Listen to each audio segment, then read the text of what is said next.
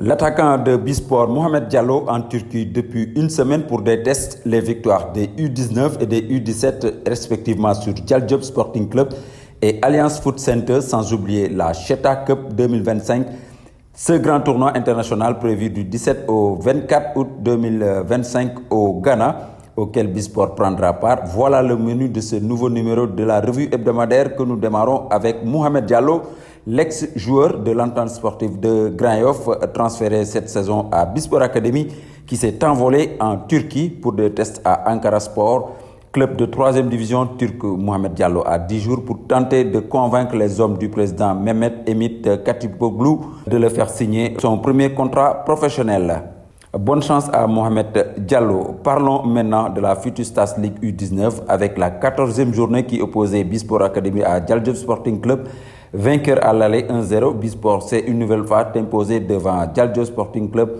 2-0, c'est l'homme en forme du moment, Amad John, qui débloque la situation à la 47e minute avant quel âge Tcherno Ibrahim Kamara ne scelle le sort de cette rencontre avec un deuxième but dans les arrêts de jeu. Comme à l'aller, Bisport prend le dessus au tir au but. One n'est pas là, mais Insa est là, et bien là, pour offrir le point du bonus à son équipe qui conforte sa position de leader dans ce tournoi. Félicitations à Bisport Academy.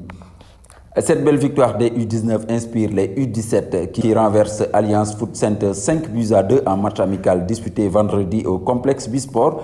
Sadio Partey Fickou avait pensé offrir une belle victoire aux siens avec son doublé, mais c'était sans compter sur la détermination des poulains de coach Papi qui ont très vite tourné la roue en leur faveur.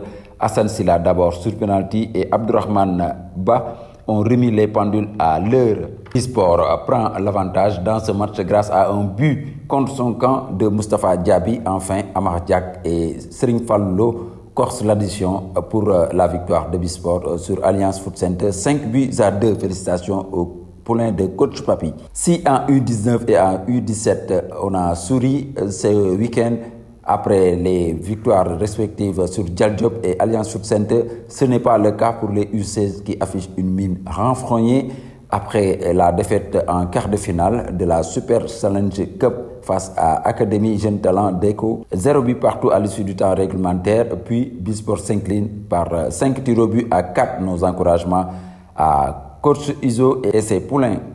À présent, parlons de la Cheta Cup 2025 qui se tiendra au Ghana du 17 au 24 août 2025. 24 académies issues de 13 pays de l'Afrique vont prendre part à ce grand tournoi international réservé aux moins de 17 ans. Bisport sera bien de la partie. Premier test grandeur pour les U17 qui iront à l'assaut de l'Afrique. Le tirage au sort des poules est prévu le vendredi 4 juillet au Ghana.